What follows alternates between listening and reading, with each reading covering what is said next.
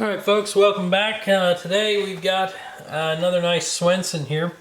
This is an earlier Swenson, probably built in the 60s. This gun has an integral longer ramped front sight. You'll notice that there's a machine cut on either side. This sight has a couple of invisible pins that in addition to the original stake that hold it to the slide. And an interesting front sight. The frame of this pistol is a 1947 Colt Govt model, commercial Govt model frame. The slide is a World War II surplus Remington Rand frame. Very faint markings remain there from the Remington Rand manufacturer. It has Swenson's hand matting on the top. The gun does have a G shear pin in the K-frame rear sight there, G stamped, so the original owner's last name began with a G. We've got one hard chrome magazine with it, and we also see WG across the bottom of the trigger guard here. Presumably the original owner's initials were WG. We've got nice hand checkering on the front of the trigger guard, which was forged square, and the mainspring housing there. This gun is also checkered on the rear of the slide. As usual with Swenson, the hand matting has a milled border, a French border as we call it today, at the top of the slide flat. This gun does have a shop-made extended thumb safety. It's just a single-sided safety on this gun.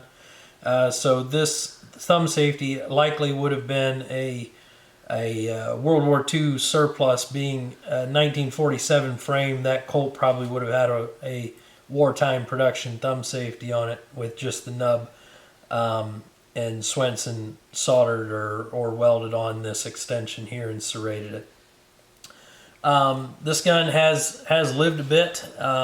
The frame at the dust cover at the recoil spring seat has been cracked and re-welded. I'm not sure whether that was welded up and repaired by Swenson when he built the gun, or if it has been repaired since then. But there is a star marking here, which may well be Swenson's marking, denoting that he did fix that. And there's a small pin in the hole there, presumably drilled at the end of the crack to stop the crack from proceeding. Fairly common breakage on frames, especially frames that maybe had a full-length guide rod put in them, a two-piece guide rod. Guys would crank those down tight and they would rotate in the frame and put pressure on that spot, causing those cracks.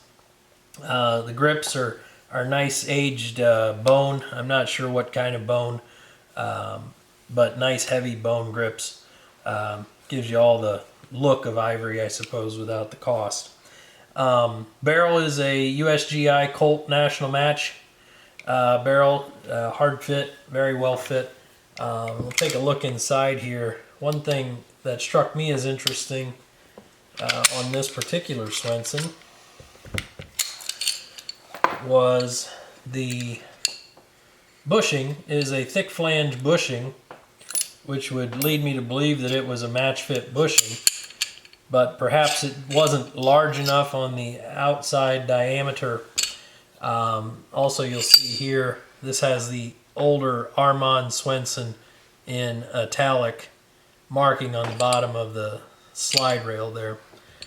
But this bushing, you probably can't see it well in the video, but the outside of the bushing is sleeved with a sleeve brazed on it to make it fit properly to the slide.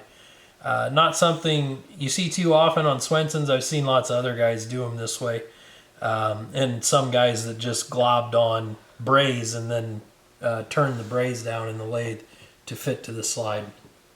But all in all, nice example of Swenson's, I suppose, earlier work. He commonly would hodgepodge together frames and slides from different manufacturers, so that's not really strange to see from him. But sure to make someone a good shooter Swenson, or a nice start to your Swenson collection. Thanks for tuning in. Please subscribe to the channel.